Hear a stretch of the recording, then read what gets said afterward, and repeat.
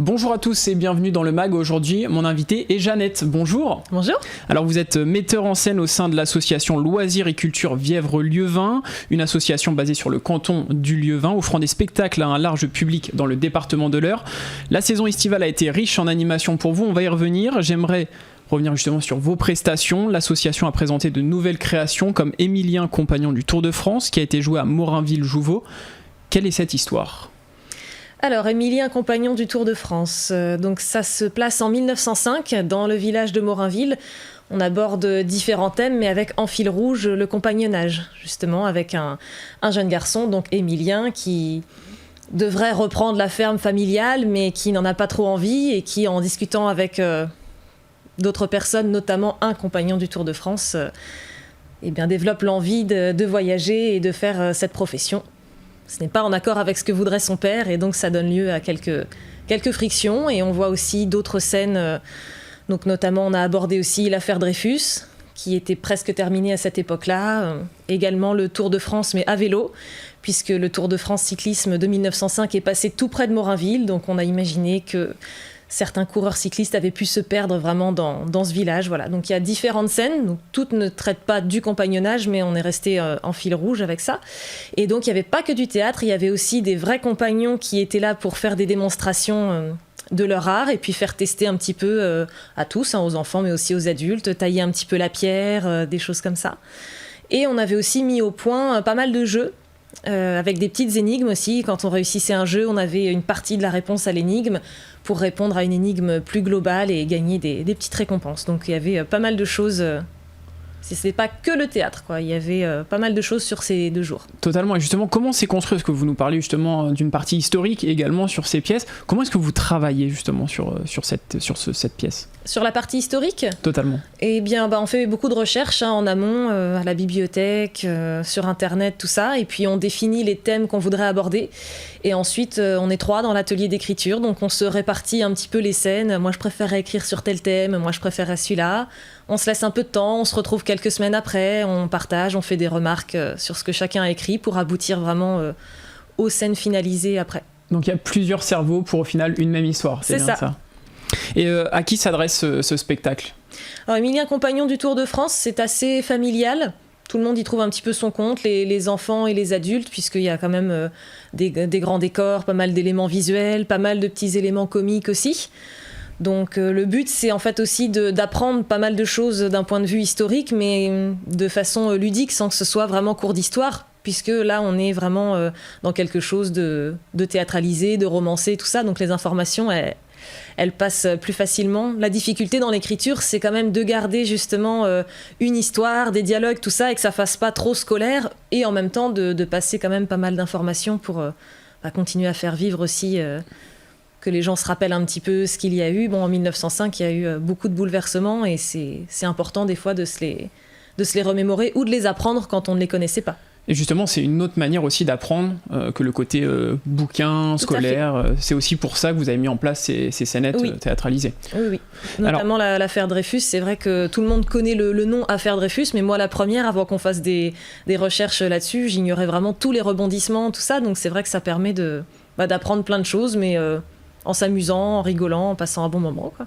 Et pour ceux justement qui ont envie de revoir ce spectacle, qui n'ont pas eu la chance de voir cette session estivale, vous pouvez le revoir chapitre par chapitre au format vidéo, c'est possible en allant sur YouTube, Émilien, compagnon du Tour de France.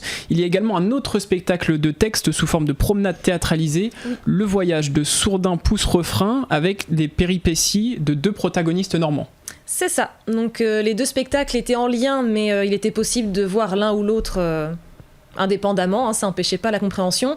Mais donc le deuxième, Le voyage de Sourdin pousse refrain, qui a été joué au mois d'août, et bien le personnage central, donc Sourdin pousse refrain, est le fameux compagnon qui a poussé Émilien à partir faire son Tour de France dans le premier spectacle. Donc c'est ce personnage-là qu'on retrouve, accompagné de Solange, son amie d'enfance, qu'on retrouve effectivement à 3 âges différents de leur vie. Donc là, on était sur la commune de Bailleul-la-Vallée, juste à côté de Morinville, et on a développé ce qui a pu être la vie de ces 2 personnages-là à 3 époques de leur vie. Et justement, est-ce que vous dites qu'il y avait un lien, une passerelle entre les 2 représentations, mais pas obligatoirement, c'est-à-dire que Est-ce que vous savez si le public a été présent au premier rendez-vous et est venu aussi au deuxième pour faire la suite, ou est-ce que justement le public faisait un one-shot et y avait les deux. Là, sur les gens qui sont venus voir Le Voyage de Sourdin pousse refrain, on faisait un petit sondage qui a vu Émilien, compagnon du Tour de France. Il y avait à peu près un tiers des gens présents à Sourdin qui avaient vu Émilien. Donc eux, ils avaient du coup toutes les petites références quand on cite les personnages d'Émilien, compagnon du Tour de France.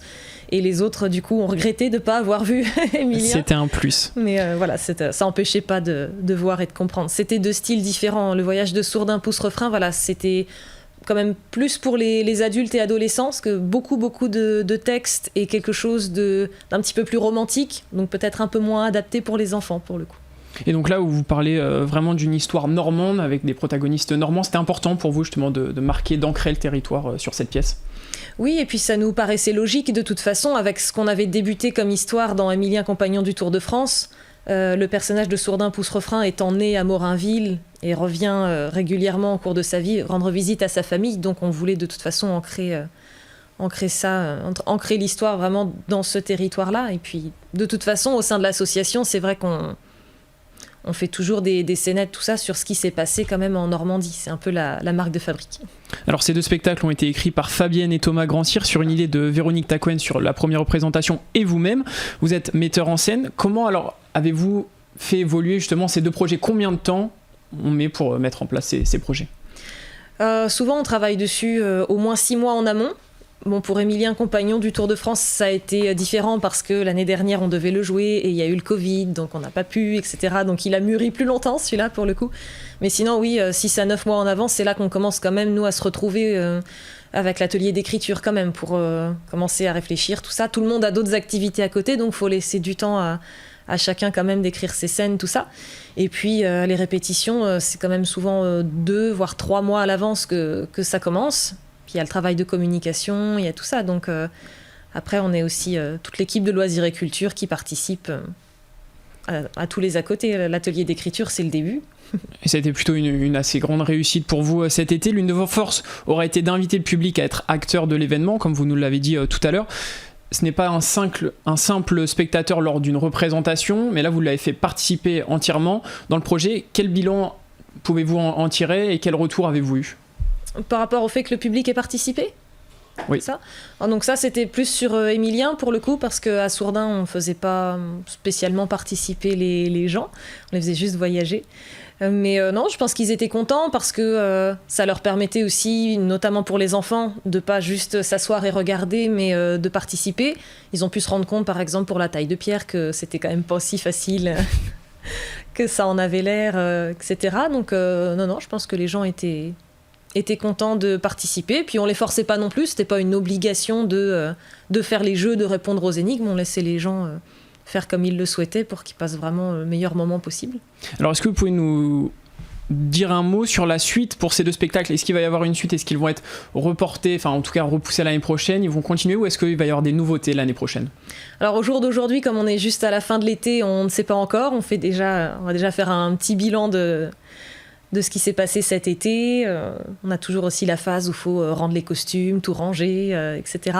Et après, le conseil d'administration de l'association parlera de l'été prochain. Après, de ce qu'on a déjà pu évoquer comme ça, il n'y a pas de raison qu'on ne rejoue pas ces spectacles l'été prochain, puisque malheureusement, avec la météo très capricieuse de cette année, on sait qu'on n'a pas forcément eu tous les spectateurs qui auraient voulu venir nous voir. On se fie aux jauges qu'on a eues les années précédentes. Il y a eu le pass sanitaire qui a malheureusement freiné aussi certaines personnes. Donc je pense que a priori on les rejouera l'année prochaine, mais affaire à suivre. De toute façon, on fera forcément quelque chose l'été prochain, puisque on est là tous les étés de toute façon pour animer le canton. Donc. On vous retrouvera donc l'année prochaine. Et un mot sur l'association créée en 1982, elle comporte 49 adhérents. Pouvez-vous nous parler très rapidement de ce que pourrait apporter aux plus jeunes le théâtre? Quels sont les bienfaits du théâtre? Les bienfaits du théâtre, il y en a beaucoup. Bon, déjà, pour les gens qui le pratiquent, c'est apprendre aussi à s'exprimer, prendre confiance en soi, être valorisé. Ça fait travailler la mémoire. Nous, dans le cas des spectacles historiques, comme on l'a dit, ça permet d'apprendre aussi beaucoup de choses. Dans le détail aussi, parce que des fois, sur des faits historiques, on a les grandes lignes, et là, ça permet de mettre vraiment la petite histoire dans la grande, comme on dit.